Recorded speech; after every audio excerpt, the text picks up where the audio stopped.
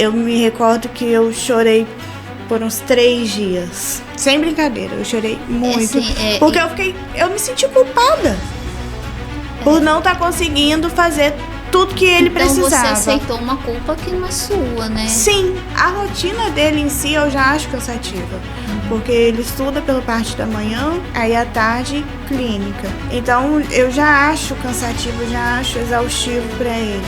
E você imagina, além disso tudo, você colocar aí uma viagem no meio do caminho, de ida e de volta. Então não é porque um tem problema com socialização que o outro vai ter também. Não é porque um tem questões, sensibilidades auditivas que o outro vai ter também. Não é porque um tem seletividade alimentar que o outro vai ter também. Olá, meu nome é Ana Paula de Menezes, sou psicóloga, psicopedagoga, neuropsicóloga e bem-vindo ao podcast Aflorar.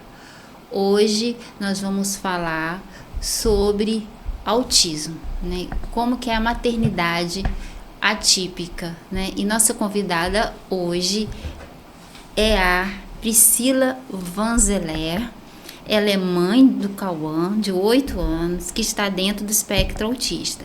Ela é formada em pedagogia, especializada em neuropsicopedagogia e pós-graduada em análise do comportamento aplicada. Busca estratégias para que o aprendizado seja consolidado de acordo com a necessidade da criança, né? Então, hoje nós vamos falar sobre autismo, uma jornada de momentos, tá? Então, vamos lá. Bem-vinda. Muito obrigada, Ana Paula. Seja muito bem-vinda ao nosso podcast. Obrigada, é uma honra estar aqui. Obrigada. Olha só, vamos começar. Primeira pergunta. Como você descobriu que seu filho tem autismo? Que ele está dentro do espectro autista? Desde por volta de 1 ano e 5 meses, mais ou menos, ele começou... Não, antes disso. Por volta de 1 aninho de idade, ele começou a falar 2 palavrinhas. E essas palavrinhas, com o passar de alguns meses, elas desapareceram e nunca mais apareceram. Elas demoraram e nós fomos percebendo o atraso na fala dele. Como eu disse, eram apenas 2 palavras que ele falava. Era água e Bob, que é o nome do cachorro que tem no quintal lá de casa.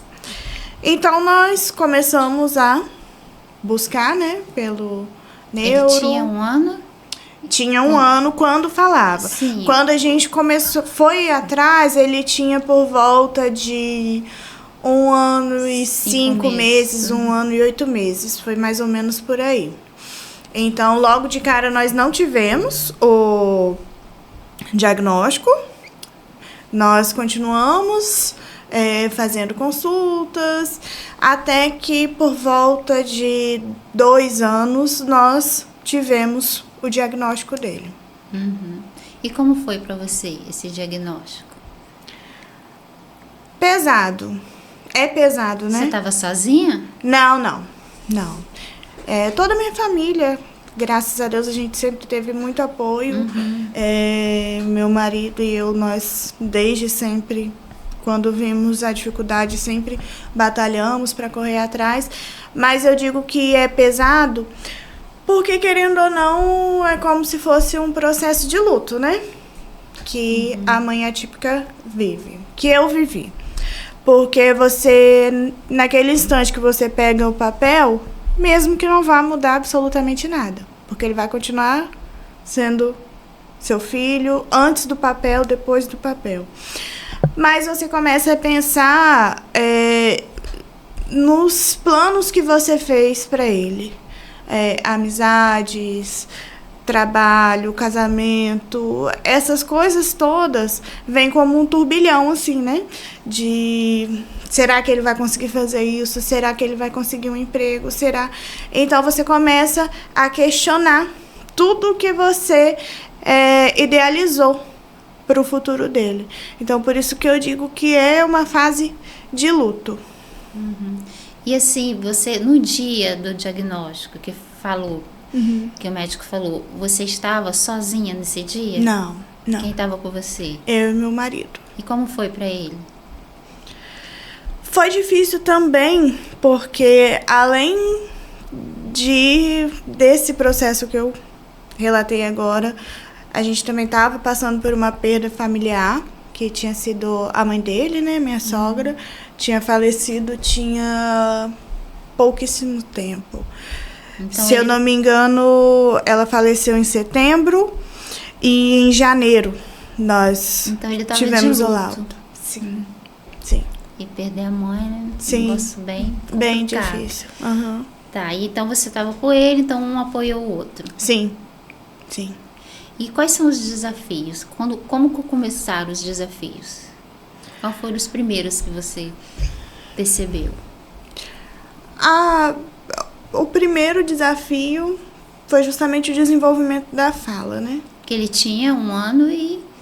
1 ano e 5, 1 ano e 8 meses. Entre 1 ano e 5 meses e 8 meses. Aí você já começou o tratamento? Sim, nós já saímos do neuropediatra já com encaminhamento para fono, já começou com medicação e fomos seguindo. No início a gente ficou até com bastante receio de já iniciar a medicação, a gente até aguardou um pouco, mas com a intervenção, nós não tínhamos condição na época de arcar com todo o tratamento necessário, né? A carga horária. Então, nós começamos com o que dava, que era fono. Começamos com as sessões de fono. Ele fazia, se eu não me engano, 2 vezes na semana. E foi assim, foi de fato o primeiro passo que a gente deu. Tá, mas aí você pagava a fono? Era plano de saúde. Não, então você tinha um plano, não foi Sim. pelo SUS? Não, você tentou não. pelo SUS? Sim, tentamos e conseguimos, que logo que a gente pegou o laudo, a gente já deu entrada pelo SUS na instituição aqui, a Pestalozzi. Nós iniciamos ali, não demorou para conseguir, por uma bênção divina, tá? Porque eu sei a luta que é para conseguir ingressar. Tanto em todas as instituições públicas, existe uma dificuldade muito grande de ingressar, por conta da quantidade de vaga. A quantidade de vaga e também a quantidade de neuropediatra, né? Porque não tem. Sim. Então, a pessoa, né, a mãezinha vai lá, não consegue a consulta, Sim. né? A gente, quando eu digo a gente, assim, eu faço parte de um grupo, né, de mães atípicas e por diversas vezes a gente conseguiu ter reuniões com o governo do estado, com a Secretaria de Saúde do estado, e em uma dessas reuniões o secretário de saúde da época, eu não vou me recordar agora o nome dele, mas ele falou que ele deu um número assim baixíssimo de neuropediatra para o Brasil. Eu não me recordo agora com exatidão o número, mas era tipo 10 para uma região, Nossa, fugiu a palavra. Mas assim, pelo SUS? Sim. Sim. Porque é bem difícil mesmo. Sim. Que tem mãezinhas que entram no Ministério Público para conseguir uma consulta. E a criança tá ali, né, sofrendo, a mãe vendo aquilo também sofre junto, Sim, né? Então, é um contexto bem... diferente. Sim, e eu costumo até falar exatamente porque... Cal é uma criança extremamente privilegiada por ter tido acesso a um plano de saúde. E eu sei, assim, a batalha, a luta que porque eu acompanho algumas mães que vão relatando as suas dificuldades, né? Então, são desanimadoras. Acho que a palavra é essa. E tem umas que não conseguem nunca, né? Sim. E existe uma cobrança enorme em cima delas, justamente por não conseguir, como se você não tivesse fazendo todo o possível pelo seu filho. Nós tivemos que entrar na justiça para conseguir com que o plano arcasse com o tratamento dele. Não foi algo que a gente conseguiu logo. Mas você sabe que o plano ele tem que liberar o tratamento, sim, né? Sim, Mas tem. na prática, né? É diferente. É igual no SUS, né? No papel é lindo, né? Mas quando você vai para a prática, né, com o seu filho, não tem como, você não consegue. Né? Assim, deveria todo mundo conseguir. Né? Mas por que uns conseguem e outros não, se todos eles têm direito? Sim. Aí acho que eu posso aproveitar, não tem por que não falar sobre, mas enquanto a gente estava nesse processo de conseguir, porque condições financeiras para arcar com um tratamento multidisciplinar de carga horária que os médicos pedem, é dificílimo, porque é um tratamento caro. Então, enquanto estava nesse caminhar, eu ouvi algo que me machucou profundamente na época da escola em que meu filho estava, que uma pessoa da escola virou para mim e falou que eu estava negligenciando o tratamento para ele. Sendo que, na época, ele fazia o que a gente conseguia pagar para ele fazer e estava na instituição pública pelo SUS. Então, era um tempo reduzido, o que a gente conseguia pagar era reduzido também, mas era o melhor que a gente estava conseguindo oferecer ali para ele no momento. E, assim, ouvi de que me colocariam para conversar com outra mãe, para que essa mãe me passasse o passo a passo do que ela fez com o filho dela, que o filho dela estava caminhando e que ela não estava caminhando. Então, eu tinha que sentar com essa mãe para que ela me passasse a receita. E, assim, quem dera fosse assim. Ia ser muito bom, né? Ia ser maravilhoso. Cada criança é uma criança. Cada realidade familiar é diferente. Fora que o autismo, ele não tá aí igual para todo mundo. Não tá igual. Ele se manifesta de maneiras diferentes em cada criança, em cada indivíduo. Então, não existe isso de receita pronta. Não existe. Então, você tá com seu filho, tem o seu filho, e aí você começou a correr, né, atrás para ele ter o tratamento pelo SUS. E o que você pôde fazer, você fez pagando, né? Quando você saiu a vaga da Pestalozzi, ele foi? Foi. Ele ficou quanto tempo lá? Ele ficou lá por volta de 2 anos, porque a gente também solicitou a entrada na APAE, porque na época tinha uma carga horária maior, conseguia oferecer algo a mais, vamos dizer assim. Aí a gente conseguiu também lá, depois de um tempo, e lá ele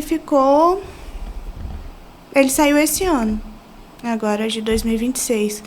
Então ele tá lá, eu acho que após a pandemia, acho que tem uns 4 anos que ele tava lá.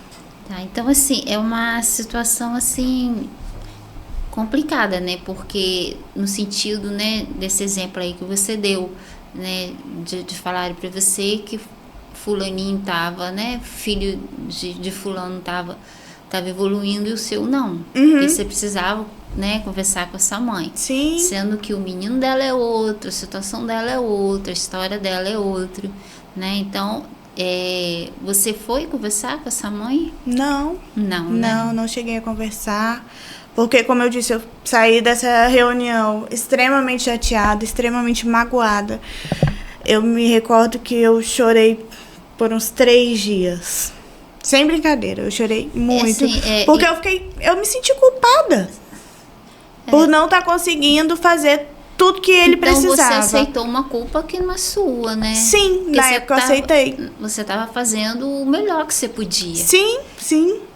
Então, se o Sistema Único de Saúde, né, fosse tão bonito na prática como no papel, você, né, não precisaria né, fazer tudo que fez, né, de forma assim mais que você queria dar mais pro seu filho, sim, né? Sim. E você não conseguiu. Hoje em dia, como que é? Ele faz o que hoje em dia? Hoje em dia ele está numa clínica particular. Pelo plano. Isso, através de uma liminar do plano. É uma liminar, né? Isso. Que o plano não aceitou, né? Não, o plano não. É outro problema também, né? Também lindo no papel, mas na prática também tem restrições, né? Tem o número de sessões, né? Sim, sim. E além disso, eles ainda nos jogam para outras cidades. Já saiu para Calma fazer em Vitória, em Vila Velha, na Serra, em Cariacica. Nossa, mas é em muito Piúma. longe. Sim. Então, uma criança que se desregula facilmente tem que pegar a estrada diariamente para poder fazer a terapia, ela vai desregular, vai chegar lá, vai regular, na hora de voltar vai desregular de novo. Então, são coisas que não fazem sentido. Fora as despesas, né? Exatamente. Que é alimentação, transporte. Exatamente. E para uma criança, né, dentro do espectro autista, é muito cansativo. A rotina dele em si eu já acho cansativa.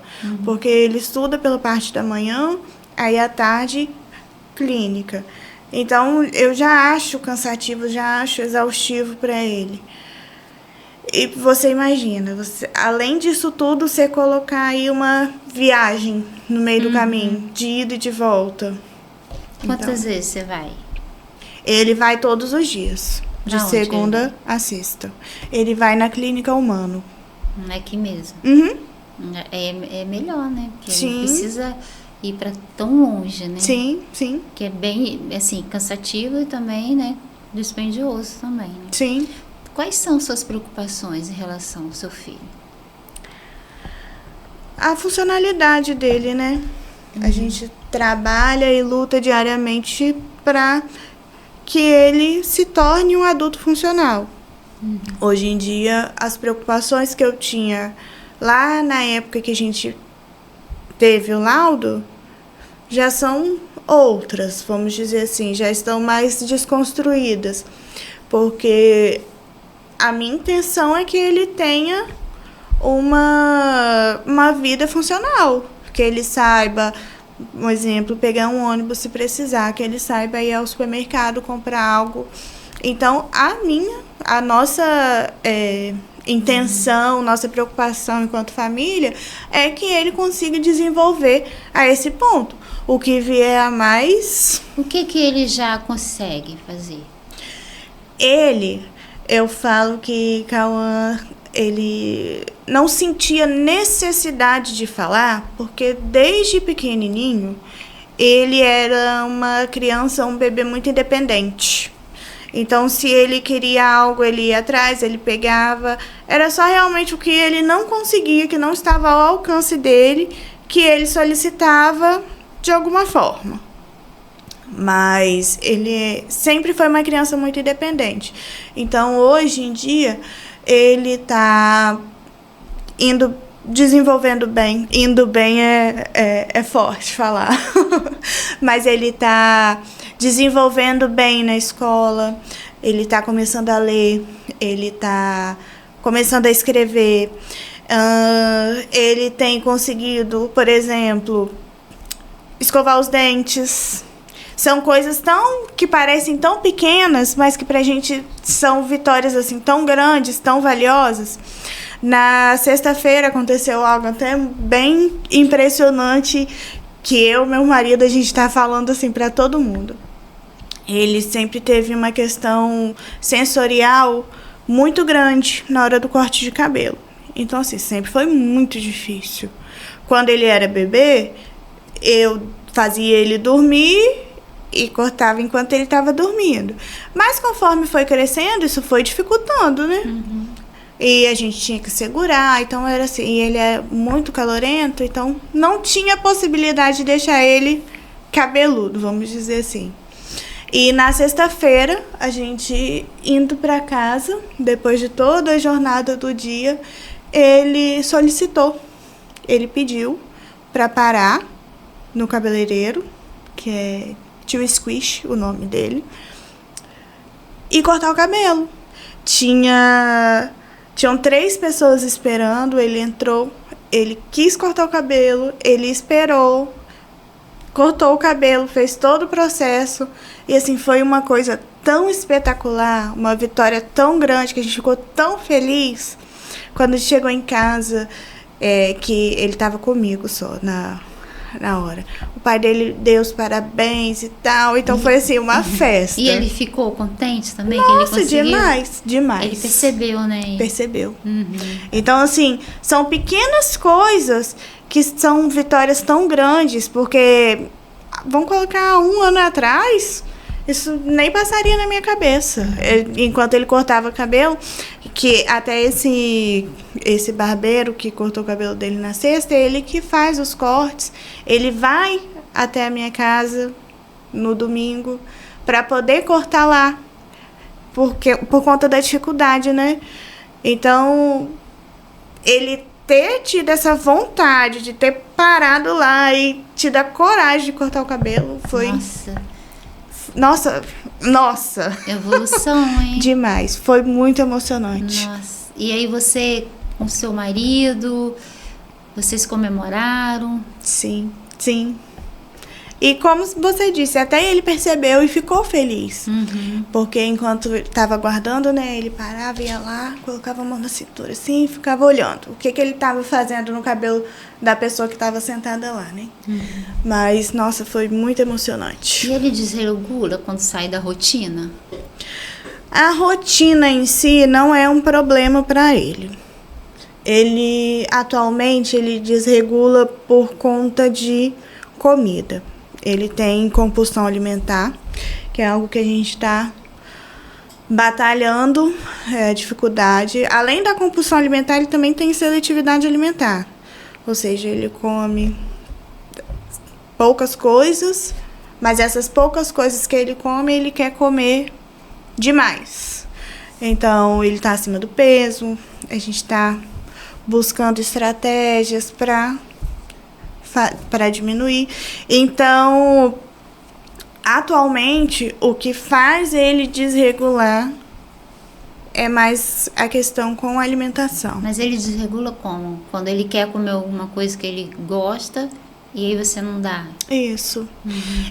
Ele também tem desregulado por questões de rigidez também. Por exemplo, querer desenhar algo, ele quer, se ele vê que tem um papel, uma caneta aqui em cima da mesa, ele vai sentar aqui do seu lado e vai pedir para você desenhar um sapo, por exemplo. Só que o sapo tem que estar exatamente do jeito que ele está imaginando o sapo.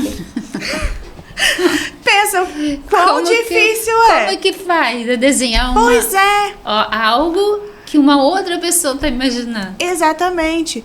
Então, isso também... Mas ele fica em cima, faz assim, vai... Sim, fica. O olho, o nariz, sabe, vai dando as coordenadas. Como que você equilibra a sua vida pessoal da maternidade?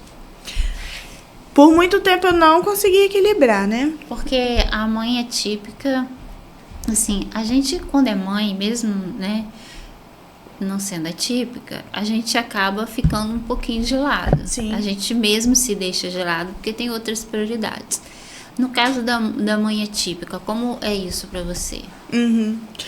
Agora, eu posso dizer que tá mais leve. Que ele já tá maiorzinho, né?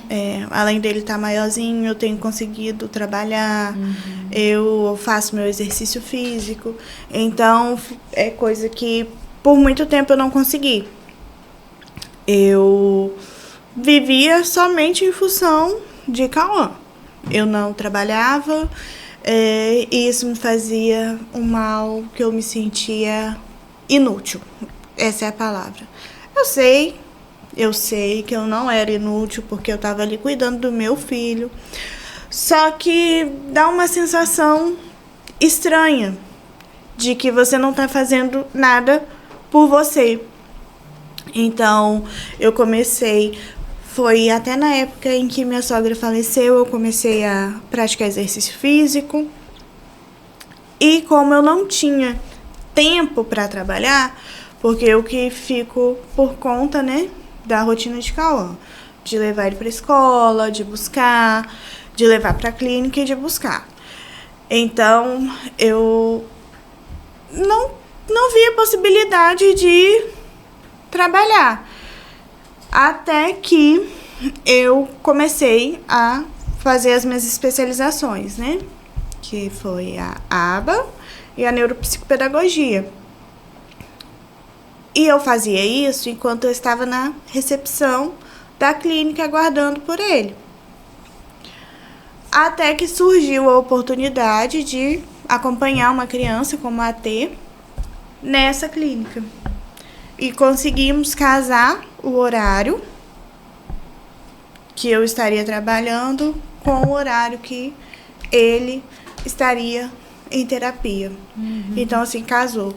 E eu falo até que eu pedi tanto a Deus pela oportunidade que eu falei que... E eu sempre falava, não, tá demorando, porque quando vier, vai vir perfeito.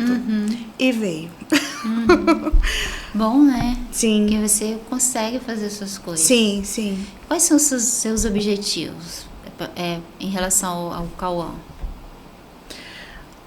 O desenvolvimento dele. Como eu disse, a funcionalidade, né?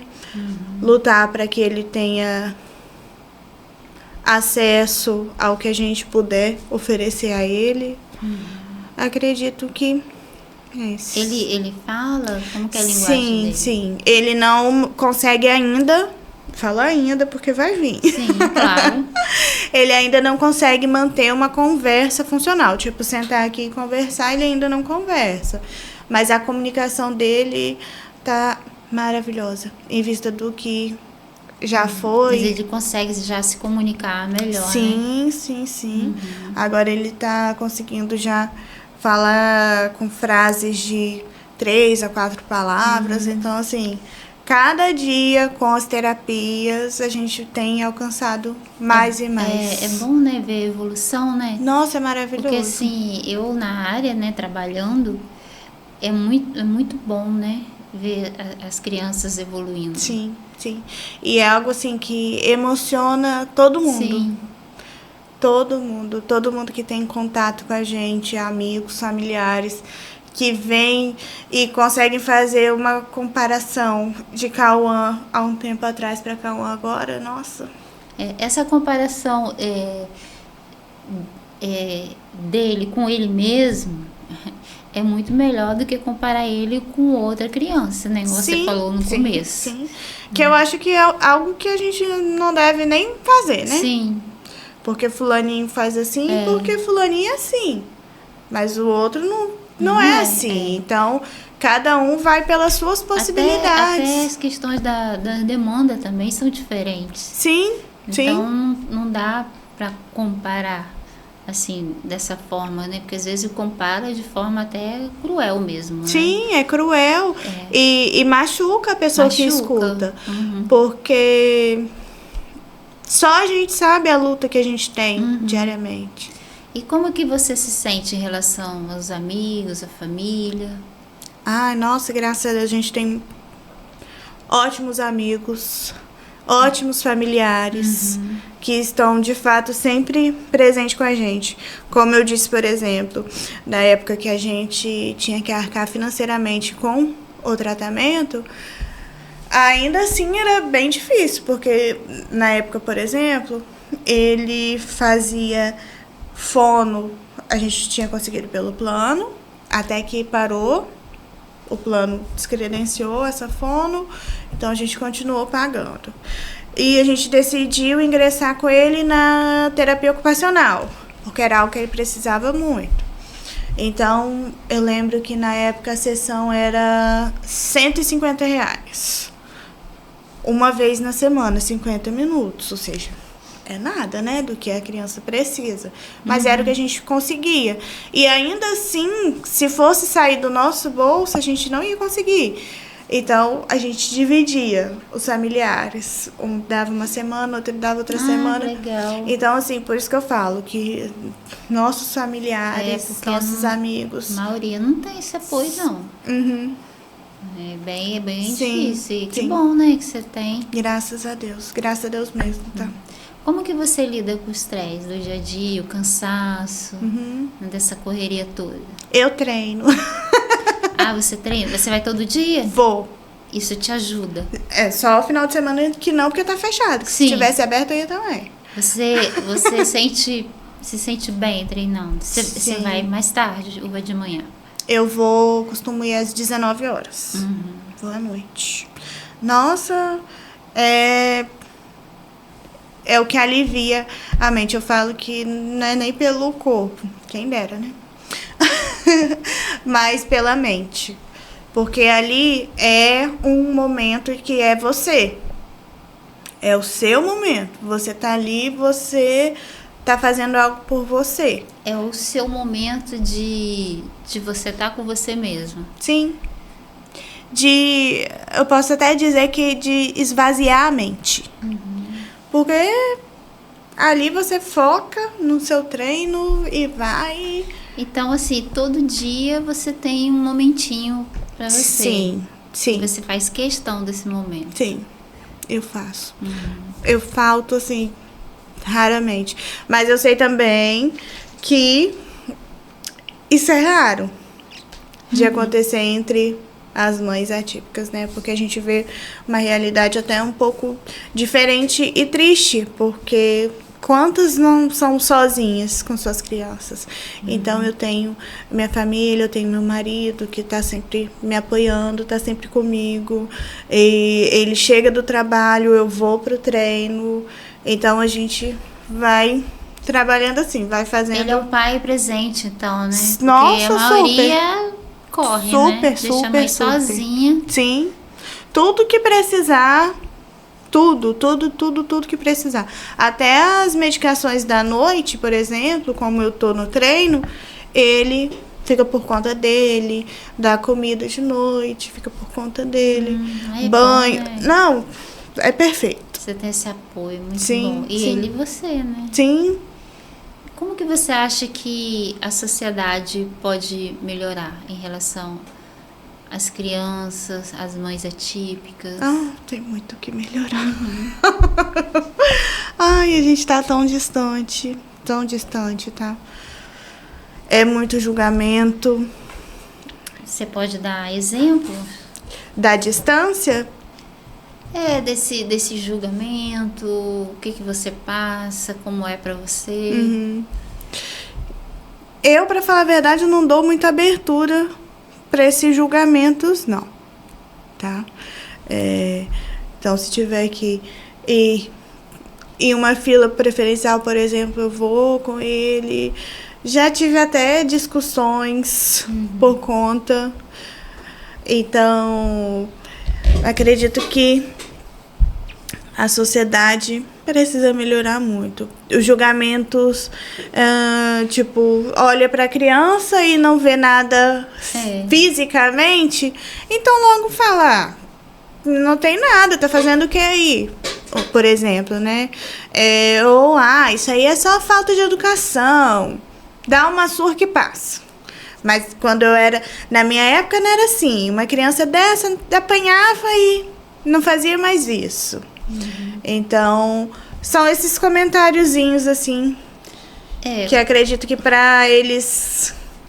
São comentários bem desagradáveis, né? Sim, sim. Porque dá uma surra que passa, dá, sei lá... falta de educação. Umas coisas absurdas, sim. Né?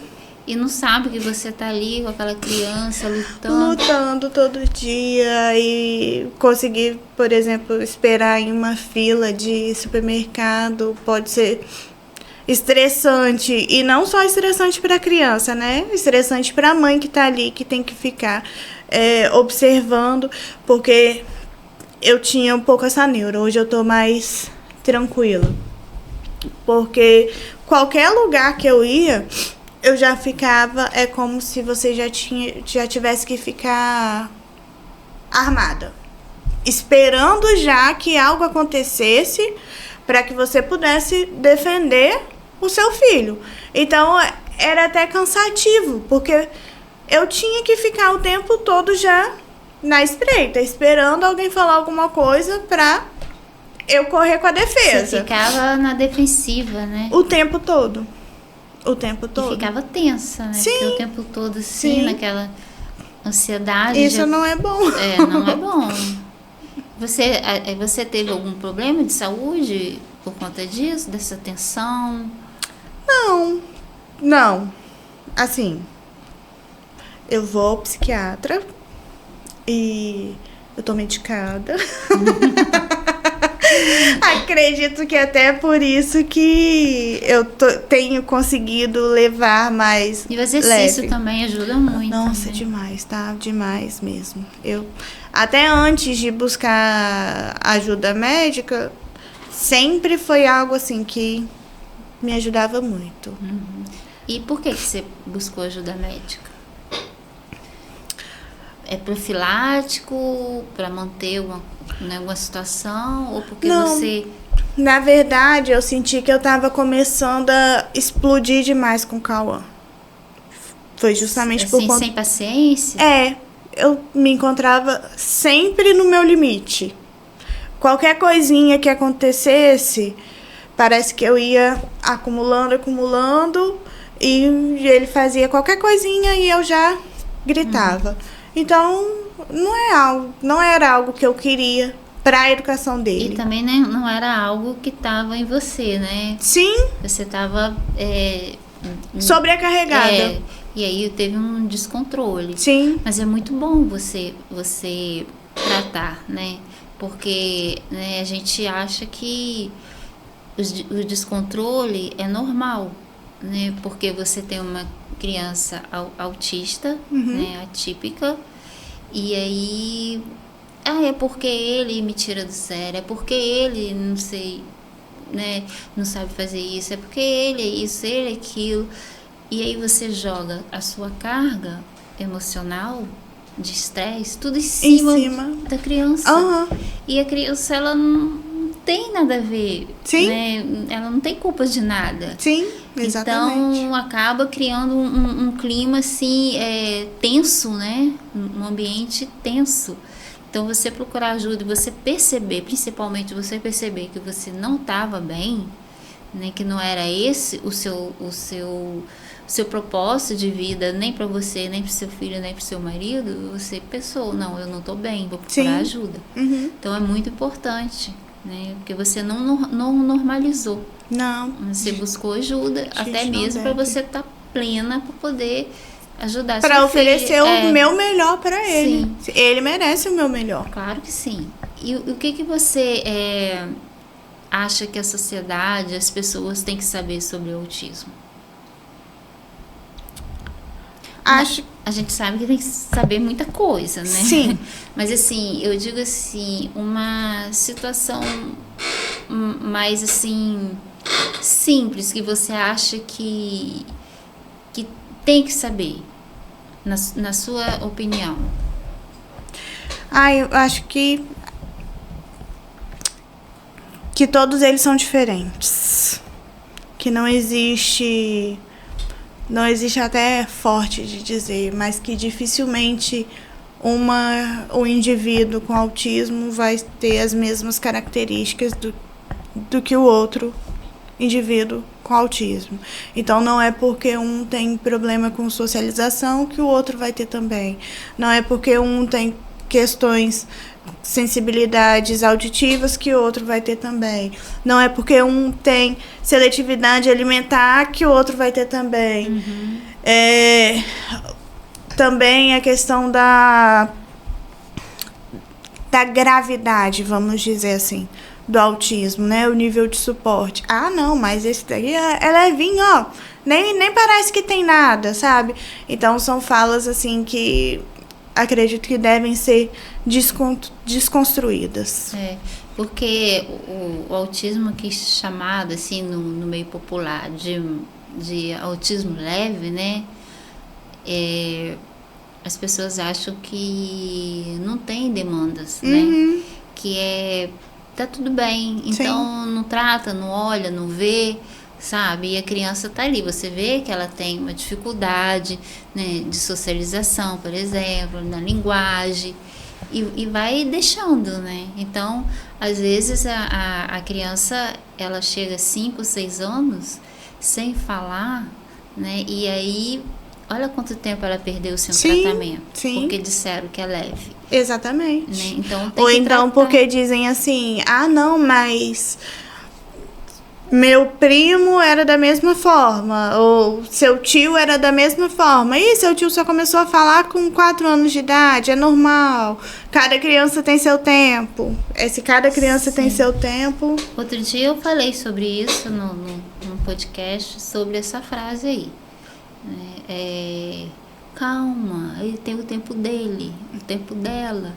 E isso é uma frase, assim, que limita muito, né? Sim, sim. Porque a gente tem os marcos de desenvolvimento e se você chega numa certa idade, né? Vamos supor, com 7 anos e não aprendeu a ler, nem a escrever, né? E nem tem um processo que você está vendo que vai, né, tá andando ali naquele processo, tá tudo parado, tem alguma coisa para olhar. Sim.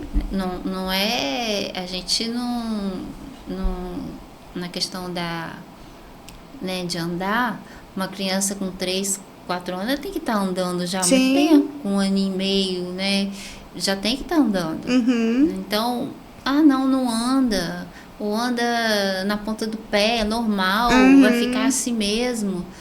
E aí, como que faz? Não trata a criança, e aí a criança acaba perdendo muita aprendizagem. É uma janela que, quando ela fecha, é difícil de abrir. Fica mais difícil, né? Sim. Você ensinar uma criança a ler com 5 anos é diferente de ensinar uma com 10. Sim. E assim, na escola falam muito, né? Tem o tempo dele, né?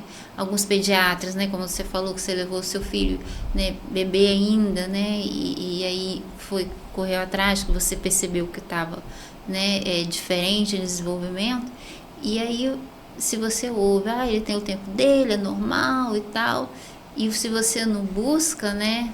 Você acaba deixando muita coisa para trás. Sim, né? Com certeza. Em relação à aprendizagem, como foi para o Cauã? Como tem sido, né, na verdade. Por essas questões de rigidez cognitiva que ele apresenta, então acaba dificultando o processo, né? Agora ele está sendo acompanhado desde o ano passado por uma professora de educação especial, maravilhosa, foi um anjo nas nossas vidas, e ele tem desenvolvido muito mesmo. Tem conseguido ler, como eu disse anteriormente, né? Ele está começando a ler, está começando a escrever. Então, estamos caminhando e vamos chegar lá. Sim, claro, você tá trabalhando para isso. Sim, né? sim. E assim, no comecinho da aprendizagem na escola, você já sofreu algum preconceito? Não, porque... De ter a vaga na escola? Não. Porque ele também sempre estudou em escola pública, né? Então a gente não chegou a buscar por escola privada para ele porque não fazia sentido. Mas assim, até nas públicas às vezes, né, pode acontecer. Com o Cauã não teve, né? Não. E se acontecer, gente, por favor, justiça. Ele foi bem aceito nas escolas. Foi. Você nunca ouviu conversinha atravessada? Não. Mesmo assim, nos momentos mais difíceis de Cauã na escola, que ano passado a gente passou por um período bem difícil, ele teve uma crise horrível na escola, deve estar fazendo mais ou menos um ano dessa crise, que eu lembro que foi mais ou menos em março mesmo. Eu levei, acho que umas 5, 6 mordidas só nesse dia. E sim, foi horrível. E nem nesse momento que ele estava passando por essa dificuldade tão grande, a gente foi desamparado pela escola. Então, assim, graças a Deus, a gente tem encontrado com pessoas boas pelo nosso caminho, sabe? Entendi. Mas os professores, você acha que... Como que eles podem adaptar a aprendizagem das crianças autistas? Ótima pergunta. Por quê? Porque os professores, eles tendem a infantilizar as atividades para as crianças autistas, né? Vamos supor, vou dar um exemplo. Estão trabalhando animais domésticos. Aí vai lá para criança autista, vai lá e dá uma atividade para ligar o A e o U nos animais. Isso não é uma adaptação. Do meu ponto de vista, isso você pegou uma atividade confortável lá e você está dando para ele. Vai conseguir tirar a aprendizagem dali? Vai, com certeza. Só que não é adaptação. A adaptação é você adaptar o conteúdo que está sendo trabalhado ali na sala de aula para todos os alunos, que você consiga trabalhar aquele mesmo conteúdo com sua criança com as necessidades especiais. Adaptando no que for preciso para ela. Que seja de forma visual, que seja... precisa ser mais visual, por exemplo. Preciso trazer isso aqui mais com exemplos mais sólidos, com exemplos mais visuais, com foto. Porque às vezes a gente pega e só tem ali a leitura. E aí? Então, acredito que a gente precisa, até enquanto professora, né, falando, ver de fato qual é a necessidade daquela criança, quais são as adaptações que ela precisa, qual é a dificuldade que ela tem, se ela tem uma dificuldade motora, se ela tem uma questão de memória, se ela tem uma questão de atenção, se ela... Enfim, ali você vai trabalhar com o que a criança precisa. Mas você acha que os professores conseguem perceber isso? Uma turma com tantas crianças? Percebem porque você vê ali, você tem vários indivíduos onde você vai conseguir perceber as diferenças entre eles. Então, você vai conseguir ver a necessidade daquela criança ali, ver no que ele falha mais, o que ele precisa de mais ajuda. Só que a gente também pega e se depara com muitos professores que aquele aluno é problema dele só esse ano. Ano que vem vai estar com outro professor. Porque muda todo ano, né? O outro professor faz alguma coisa ano que vem.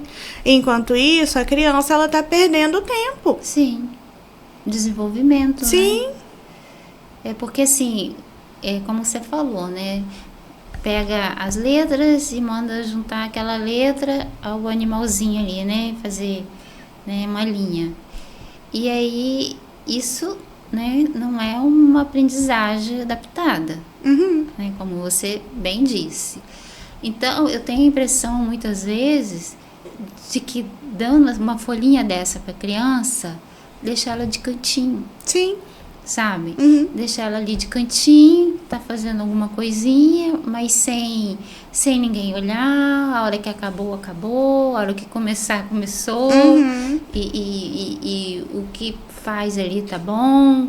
Sabe? Sim. Existe isso, infelizmente, né? Então, Sim. assim, e aí os professores, né? O professor volta pra turminha, ensina e tal, e aí... Aquela criança, ela meio que fica de cantinho, escanteio. de ladinho, né? Sim. Então, quando a criança tem um cognitivo bom, né, não tem um déficit cognitivo, né, ela vai perceber que os amiguinhos dela, né, estão aprendendo diferente. Né? Não diferente no sentido de que tem que ser adaptado, né? Mas no sentido de que ele está vendo que ele não está sendo visto. Sim. Então, isso pode gerar outro problema, né? De ele se sentir mal em relação aos coleguinhas, ele começar a se comparar. Tem muitos que não conseguem ter essa noção, vamos dizer assim, né? Mas tem uns que conseguem, Sim, então tem uns que conseguem.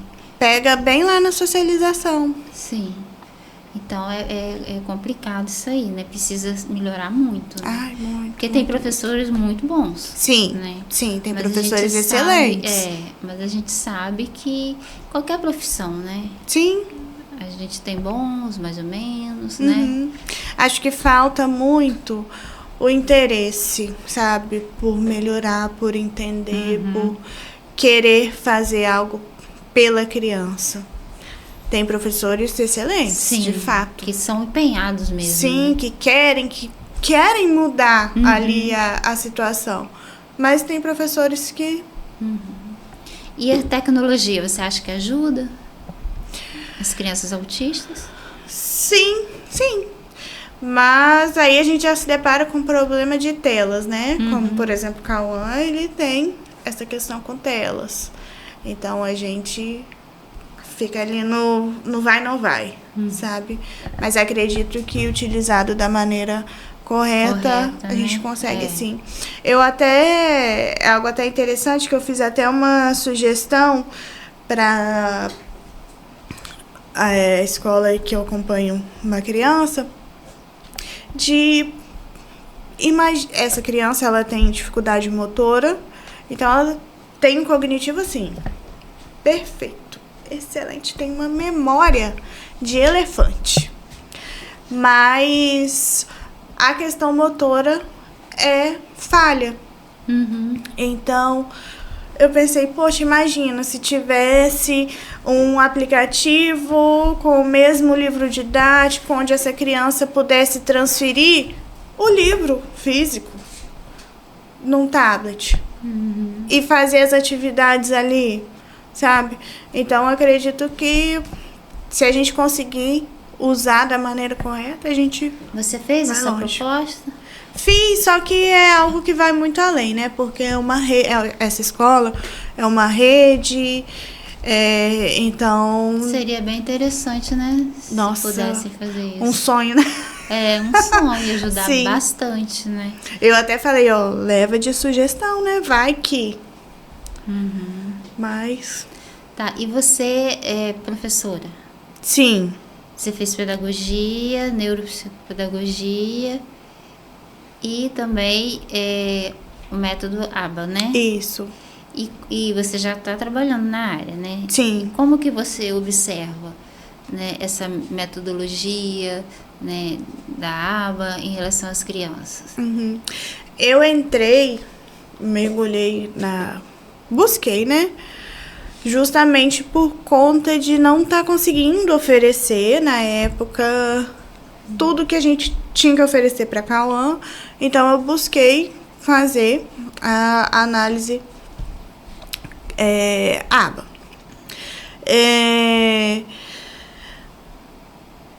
Eu acredito que as questões comportamentais, elas acabam dificultando, são uma barreira significativa na questão da aprendizagem.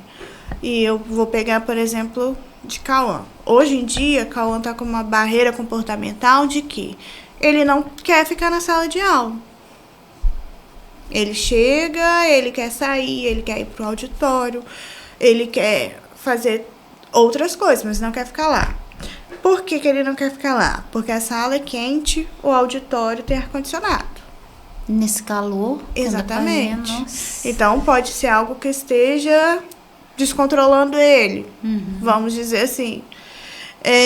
Então, a gente usa as questões comportamentais, justamente para tentar buscar estratégias para fazer, por exemplo, com que Cauã permaneça em sala de aula. Então, é algo que a gente precisa sentar e pensar, tá? Então, isso está acontecendo porque disso. Então, se a gente tentar fazer isso antes de que isso aconteça, talvez esse comportamento de sair da sala vai cessar. Entendeu? Aí você trabalha com ele em casa? Sim. Análise do comportamento? Sim. E ele evolui bem? São Tem questões alguma assim de resistência? de bem dia a dia mesmo, sabe? Tipo trocas, tipo recompensar por algo positivo que ele fez, não recompensar por algo negativo.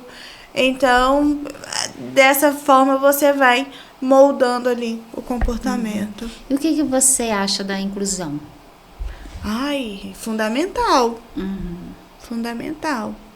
Mas você acha que existe essa inclusão?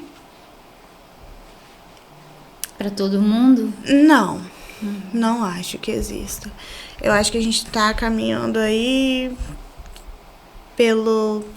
tem os modelos, né, de segregação, de inclusão. Então, eu acho que a inclusão em si ainda não. Porque o pensamento de inclusão é estar todos ali juntos, inclusos no mesmo ambiente.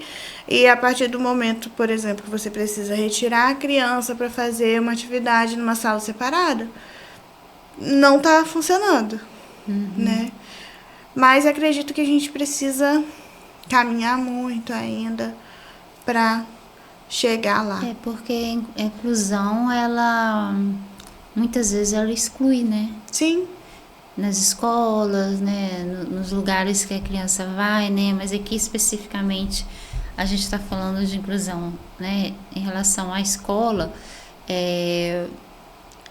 muitas vezes a criança por exemplo, eu sei de um caso que a mãe foi na escola e foi matricular, né, o filho dela, né, no espectro autista, foi matricular, o menino, né, brincou, conversou e tal, e a mãe, né, e tinha vaga, tudo certo, já estava se organizando, pagamento e tal, e aí quando a mãe falou que o menino era autista, a escola falou que de repente a vaga não existia mais. Não existe mais, porque lembrou que tinha 2 na frente para aquela vaga e tal. Então acontece umas coisas assim, sabe? Que quase vai, mas não vai. Sim. Na hora que sabe que a criança, né, tá dentro do espectro autista, né, tem o transtorno do espectro autista, não vai mais. Sabe? Sim, e hoje em dia a gente tem poucas escolas que são de fato inclusivas. Acho que poucas mesmo, tá? São poucas. E às vezes quando inclui, né, não faz um trabalho de inclusão, né? Como a gente já falou, né? Deixa a criança de cantinho, dá uma atividade e tal. E a gente sabe também que tem escolas, professores que vê essas crianças, né? Olham por elas, né? Corre atrás para ter uma boa aprendizagem, né? Um bom desenvolvimento. A gente sabe que também, né? Não vamos generalizar nem para um lado nem para o outro, né? Porque a gente sabe que as crianças que são estimuladas, né? Assim, dentro daquele tempo, mas com um marco de desenvolvimento, né? Que atrasa até um certo ponto, né, precisa ser olhado, e as escolas, né, acho que até a maioria, né, hoje em dia olham bem para isso, né? Então é muito, a gente tem que ficar atento, né? Sim. Os pais, né, as pessoas que trabalham, né, com isso, né, com essa abordagem assim, né, nas escolas, de olhar, de ver se a criança, por exemplo, eu sempre peço laudo da escola, relatório da escola, da pedagoga, né, para ver como que a criança está evoluindo, né, Porque eu preciso saber como que ela chegou até mim e como que ela está evoluindo na escola. Uhum.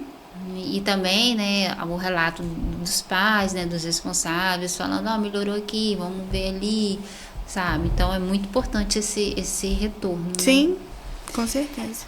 Tá, e você, como que você cuida da sua saúde mental? Você já falou aí do exercício, né? Tem mais alguma coisa que você faça? Não, eu devia estar fazendo acompanhamento psicológico, mas não tenho conseguido ainda, mas está nos meus planos. Como eu disse também, né, eu vou ao psiquiatra, faço meus exercícios e assim eu vou. E você vê seguindo. essa necessidade de procurar um acompanhamento psicológico? Ai, sim. Eu acho que deveria ter psicólogo no SUS para todo mundo. Deveria ter psicólogo no SUS, deveria ter psicólogo nas escolas, né? Porque tem a lei para ter psicólogo em todas as escolas, mas não tem. Sim. É difícil uma escola que tem um psicólogo, né? Então, todo mundo acha que pode ser psicólogo, né? Então, aí você ouve uns absurdos, né? De pessoas, de profissionais bons, né, pedagogos, diretores, professores, que são muito bons no que eles fazem, mas eles não sabem de psicologia. Sim. Né? Então, acha que psicologia é aconselhamento, acha que pode falar o que for que acha que é psicologia. Psicologia é uma ciência, né? Então, Sim. Tem métodos, tem técnicas, tem Antigamente pesquisas. tinha até os orientadores, né, nas escolas. Mas No não caso, seriam os psicólogos ou... Não. Nunca chegou a ser? Não, psicólogo é uma profissão, né? Sim. De psicologia. Não, é porque eu tô me recordando que tinha os orientadores, né? Orientador é ali para conversar, para dar conselhos e tal, que não é o papel do psicólogo, né? Dar conselho. Nas escolas, né? O papel do psicólogo é observar, né, as crianças. Por exemplo, se uma criança vinha bem e de repente ela começa a ter um déficit na aprendizagem, esse psicólogo, né, observar o que está acontecendo, chamar a família e tal, e encaminhar para um psicólogo clínico, né? Então, chamar os pais, ver o que está acontecendo, para ajudar a criança naquele processo. Né? Às vezes a criança tem um déficit cognitivo que não tinha. Por quê? O que está acontecendo? É problema de saúde, né? Já aconteceu de casos, né? Eu já atendi um caso que a criança teve problemas de aprendizagem que não tinha, mas era porque os pais estavam se separando. Então, o psicólogo tem essa função, sabe? Vou conversar, mas assim, dentro da psicologia, né? Mas hoje em dia, todo mundo acha que pode ser psicólogo. E aí a gente ouve umas coisas meio esquisitas, sabe? Assim, dentro da psicologia, a pessoa acha que pode ir falando, né? Igual você tem o método, né? Você estudou, né, a abordagem, né, metodologia, né, da análise do comportamento, né, que é o ABA. Eu não estudei, eu estudo, leio sobre isso, mas eu não tenho uma pós. Eu me especializei em neuropsicologia, né, com testes, avaliações, né, é outra área. Então, eu não tenho embasamento técnico para falar com você sobre a ABA. Eu tenho pouco conhecimento. A prática, né, toda a funcionalidade do curso foi você que fez. Então, é você que tem que passar para mim, né? Não eu achar que eu sei porque eu li um livro sobre isso. É diferente, né? Então, na psicologia acontece muito isso. A pessoa lê um livro e acha que pode ir numa faculdade dar aula, por exemplo. E aí, quando os alunos perguntam, não sabe responder. Por quê? Porque não tem embasamento, não tem teoria, não tem as metodologias, não sabe como que funciona na prática, né? Sim. Então fica um negócio meio esquisito. Então, assim, em todas as áreas a gente vai achar pessoas que acham que é daquela área, Sim. né? E aí, né, você deve ouvir alguns absurdos também sobre a aba. Então, é complicado, né? Sim. Mas a gente faz a nossa parte e fala sobre o que a gente sabe, Com certeza. né?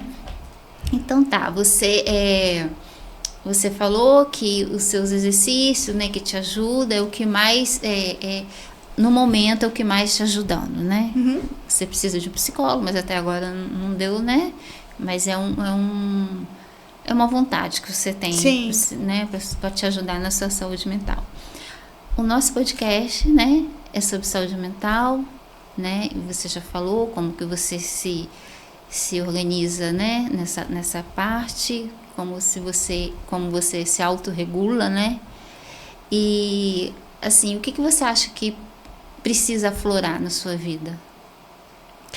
Eu acho que na maternidade atípica o que precisa aflorar na nossa vida é a perseverança e a esperança sempre, porque a gente precisa sempre ter força de perseverar ali na luta e esperança de que as coisas vão acontecer, sabe? Assim, tá acontecendo, né? Sim. Você falou bastante, né? Bastante evolução aí, né? Que seu filho tá indo e tal. Então, é continuar no processo, né? E que ele vai embora. Sim, se tem Deus dias quiser. fáceis, tem dias difíceis, tem dias muito difíceis, mas a gente vai caminhando. Mas a vida é assim, Sim, né? sim. Não sim. são flores Sim. todo dia. A gente costuma até conversar e falar, poxa, nem a gente tá bem todo dia. Só que a gente consegue dar uma controlada ali, Sim. né? Ele não, então o dia que não tá bem, não vai tá bem. Não e tá vai tá tudo bem. E também, assim, porque também é criança, né? Então, Sim. a criança, ela não tem essa percepção que a gente tem. Hoje eu não tô bem, hoje eu me aborreci, Sim. né? Então, hoje eu tô triste, né? Hoje eu quero ficar mais quietinha. Então, Não. a criança mesmo, por ser criança, ela não tem esse discernimento, né? Ela tá triste, mas muitas vezes ela nem sabe por quê, né? Sim. Mas os adultos também às vezes nem sabem por quê, né? Vem aquela angústia, aquela coisa ruim. Aí você fica tentando puxar, gente. Mas aí que a gente aconteceu? puxa, né? Da mente, o que aconteceu, por que eu tô assim. A criança não tem isso, Sim. né? Ela até pensa, mas será que aconteceu? Mas não tem instrumentos, né? Assim, cerebrais ainda, né? Porque é criança, né? Então, por isso que a gente vai desenvolvendo aos poucos, né? Sim. Né? Do pequenininho, vai desenvolvendo e tal. E aí vai ficando adulto, né? Vai aparecendo mais coisas, a gente vai ficando mais maduro. Então, é o processo de desenvolvimento, né? Sim. Então, tá. Foi um prazer, tá? Muito obrigada. Foi uma honra estar aqui. Foi Eu que agradeço conversar pelo com você. convite. Nada. Então, gente, hoje nós conversamos, né, sobre, né, o autismo, né, com a participação da Priscila, né, e espero ter ajudado. Tchau.